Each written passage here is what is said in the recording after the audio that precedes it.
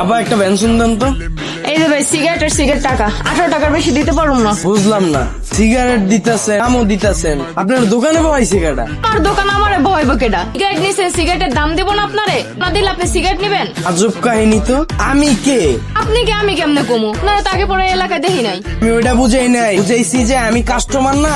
হ্যাঁ আমি যদি কাস্টমার হয়ে থাকি, আপনি কে? দোকানদার।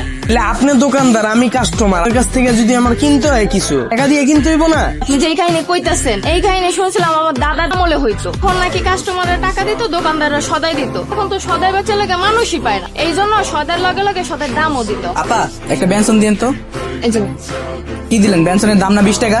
ভাই বেনসন আমার আগের কেনা, যদি আমি 20 টাকা দেয় আমার লস হয়ে যায়, 18 টাকাই রাখেন। আমি লোমো না, রাখেন আপনারটা আপনি। খারান ভাই,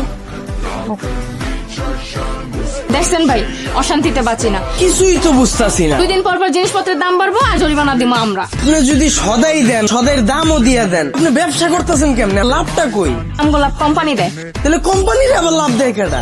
সকাল সকাল মাথা দেখায় না তো একাইছে। এমনি আমার কাস্টমার নাই, বেচে কিনা নাই, একটা পাইতাও 1000 ভেজাল। বাট বন্ধ করে কোথাও যাবো, আর অশান্তি ভাল লাগে না। সব তো আমার মাথার উপর দিয়ে যাইতাছে। তো কালকে আমি সদাই কিনতে এলাম, দোকানদার তো আমার টাকা দিল না সদাইর লগে। আপনি সদাই দিতেছেন, ওদের দামও দিতেছেন। এ ভাই আপনার কাছে আমি সিগারেট বেচি না, জানতো আপনি জান। আচ্ছা আপস দেন, সমস্যা নাই।